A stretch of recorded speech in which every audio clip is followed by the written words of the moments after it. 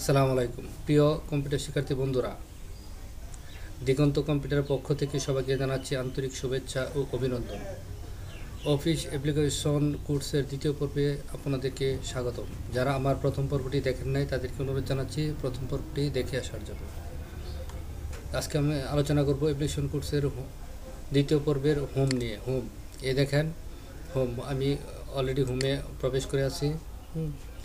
হোমের এই যে কাট কপি পেস্টটা হাইড অবস্থায় আছে। আমি যদি এই কন্ট্রিবিউটটা সিলেক্ট করি তাহলে দেখেন কাট এবং কপি অপশনটা অ্যাক্টিভ হয়ে গেছে। আমি প্রথমে কাট করব, কাট করলে এখান থেকে একেবারে কেটে যাবে। আমি কাট করলাম, এখান থেকে একেবারে কেটে গেছে। আমি মনে করেন যে এই জায়গায় পারফরমেন্সের এই জায়গায় আমি এটাকে পেস্ট করব, তাহলে এই পেস্টে ক্লিক করলাম, দেখেন চলে আসছে। আচ্ছা, আবার আমি কমিউনিকেশন শব্দটা সিলেক্ট করলাম, এটাকে আমি কপি করব। যে কপিতে ক্লিক করলাম, তারপর আমি এটা এই জায়গায় নিয়ে আসবো, কন্ট্রিবিউটের এখানে এনে পেস্ট করে দিলাম। এখন কাট কপি পেস্ট করার পরে আমার এই জায়গাটুকু সিলেক্ট হয়। এখন কাট কপি পেস্ট এর শর্টকাটটা হলো এই দেখেন, কন্ট্রোল-C সমান সমান কপি, কন্ট্রোল-X সমান সমান কাট, কন্ট্রোল-V পেস্ট। আমরা এর বাস্তব ব্যাপারটা দেখে নিই। এ দেখেন কন্ট্রোল ডেভেলপমেন্ট, কন্ট্রোল-C দিলাম, কপি হয়ে গেলো। আমি এই জায়গায় নিয়ে আসবো, কন্ট্রোল-V দিলাম, পেস্ট হয়ে গেছে। আবার যদি কাট করতে চাই তো নলেজটা আমি সিলেক্ট করলাম, তারপর কন্ট্রোল-X দিলাম, কাট হয়ে গেছে, এখানে পেস্ট করে দিলাম কন্ট্রোল-V। এভাবে আমরা কাট কপি পেস্ট করব। এর পরবর্তী অপশনটা হচ্ছে ফরম্যাট প্রিন্টার। ফরম্যাট প্রিন্টারের কাজটা কি দেখেন, এই লেখাটুকু মনে করেন যে অনেক বড়, যে এই আইকনে চেপে আমরা বড় করতে পারবো লেখা।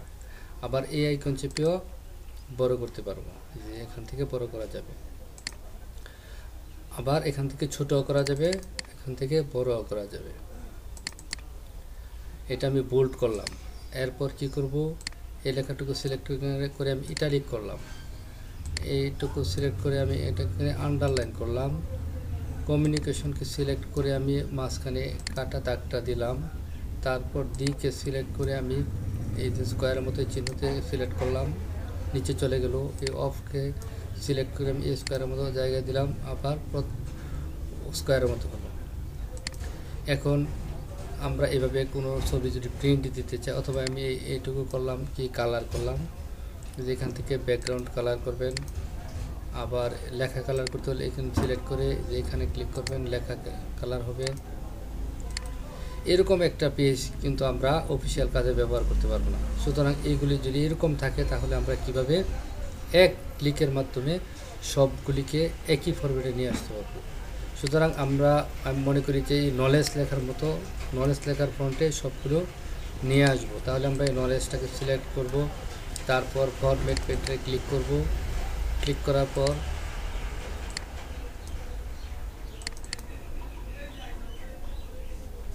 ফরম্যাট প্রিন্টারে ক্লিক করলাম, তারপর আমি এভাবে সিলেক্ট করে ছেড়ে দেবো। দেখেন সব লেখা এক রকম হয়ে যাবে। দেখেন সবটি আমার ওইটার মতো হয়ে গেছে।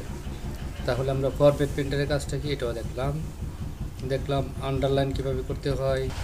এরপর আমরা দেখব ক্লিপবোর্ড নামে একটা অপশন আছে, ক্লিপবোর্ডটা ওপেন করলাম। ক্লিপবোর্ডটা হচ্ছে আমরা কাট, যদি এখান থেকে কাট করি অথবা এখান থেকে কপি করি, যে কপি করলাম কপি, আবার এখানে যদি আমরা পেস্ট করি, আবার কাট কপি করলাম, অর্গানাইজেশন কপি করলাম, এগুলি এভাবে আমরা কাট কপি যাই করি না কেন এখানে ক্লিপবোর্ডে এটা জমা থাকবে। তারপর আমাদের যখন যেখানে দরকার হয় ওইখানে কার্সরটা রেখে এই জায়গায় ক্লিক করলে এখানে চলে আসবে। যদি আমার এই জায়গায় দরকার লাগে নলেজ, তাহলে নলেজে ক্লিক করলাম, নলেজ এখানে চলে আসলো। এভাবে আমরা কাট কপি পেস্টকে ক্লিপবোর্ডে জমা রেখে পরবর্তীতে ব্যবহার করতে পারবো। আমরা ইতিমধ্যে দেখে বললাম যে কীভাবে বোল্ড করে, সিলেক্ট করার পরে বোল্ডে ক্লিক করলে বোল্ড হয়ে যাবে লেখা। দেখেন এই লেখাটাকে বোল্ড করলে আমি একটু বড় করে নিই, এই যে বড় করলাম, চিহ্ন দিয়ে বোল্ড করে দিলাম। এবং ইটালিক কেমনে করে, যে সিলেক্ট করার পরে ইটালিক করে দেব, এটা আমরা ইতিমধ্যে দেখেছি। ঠিক আছে, এরপর আমরা কি করব, যদি লেখার ব্যাকগ্রাউন্ড কালার করতে চাই তাহলে লেখাটা সিলেক্ট করে তারপরে যে এপি অপশনটা, এই অপশানে গিয়ে ব্যাকগ্রাউন্ড আমরা চেঞ্জ করতে পারবো। আবার যদি আমরা পুনরায় এই ব্যাকগ্রাউন্ড সরাইতে চাই তাহলে কি করব, এখানে যাওয়ার পর আবার নো ব্যাকগ্রাউন্ড ক্লিক করব। তারপর যদি আমরা লেখা কালার করতে চাই, যে কোনো লেখাকে সিলেক্ট করব। সিলেক্ট করার পর আমরা এখানে যে কালার দিব ওই কালারের লেখাটা চলে আসবে। আবার এই লেখাকে যদি আমরা ডিসিলেক্ট করতে চাই, তাহলে লেখাটাকে সিলেক্ট করার পর আমরা আবার এইখানে নো কালার দেব। এখানে কী করবো, আমরা অটোমেটিকে ক্লিক করব, চলে যাবে। ঠিক আছে, এরপর হচ্ছে কি আছে, আমরা পরবর্তীতে এখানে লেখা দেখেন এর মধ্যে sentence case, lower case, upper case, capitalise each word toggle case. তো আমরা লেখাটাকে সিলেক্ট করি, এখানে লেখাটাকে সিলেক্ট করে আমরা যে অপশনটা সিলেক্ট করব লেখাটা ওইটার মতো সেন্টেন্স কেস। আমরা সবসময় অবশ্যই সেন্টেন্স কেস ব্যবহার করে লিখব। লোয়ার কেস দিলে সবগুলো ছোট হাতের হয়ে যাবে, আবার যদি আমরা আপার কেস দিই সবগুলো বড় হাতের হয়ে যাবে। যদি আমরা ক্যাপিটালাইজ ইচ ওয়ার্ড দিই তাহলে এরকম হয়ে যাবে, যদি আমরা এরকম দিই তাহলে লেখাগুলো এরকম হয়ে যাবে। সুতরাং আমরা সবসময় সেন্টেন্স কেস দিয়ে লিখব। এরপর আমরা লেখাতে বিভিন্ন সারি চিহ্ন ব্যবহার করি। যদি আমরা লেখাতে যে চিহ্ন ব্যবহার করব সেই চিহ্নটা এখানে সিলেক্ট করব। সিলেক্ট করার পরে এন্টার বাটনে ক্লিক করে আবার কিছু যাই লিখে লিখবো। লেখার পর আবার এন্টার বাটনে ক্লিক করব, তারপর যাই লিখে লিখবো। এরপর আবার এন্টার বাটনে ক্লিক করে আমরা এভাবে লেখা অর্থাৎ লাইনের শুরুতে বিভিন্ন ধরনের চিহ্ন ব্যবহার করতে পারি। যে চিহ্ন আমি সিলেক্ট করব আমার লেখার শুরুতে ওই চিহ্নটা অটোমেটিকলি চলে আসবে।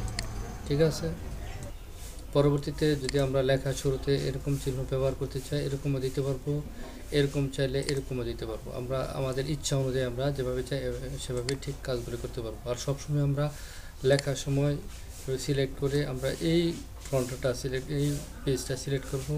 এটা দিলে লেখা এরকম হয়ে যায় এলোমেলো, এটা দিলেও ঠিক হয় না, এটা দিলে ডান পাশে সোজা হয়, আর এটা দিলে দুনো পাশে সমান থাকে। অবশ্যই আমরা এটা সিলেক্ট করব। এরপর যে এরো চিহ্নটা আছে এটা হচ্ছে লাইনের দূরত্ব, এক লাইন থেকে আরেক লাইনের দূরত্ব কতটুকু দেখেন। এই যে আমি সিলেক্ট করলাম, এরপর যদি আমি এখানে ক্লিক করি দূরত্ব বাড়ায় দিলে 3.0 দিলে অনেক দূরে চলে যাবে। আবার যদি আমি 1.0 দিয়ে কমে আসবে।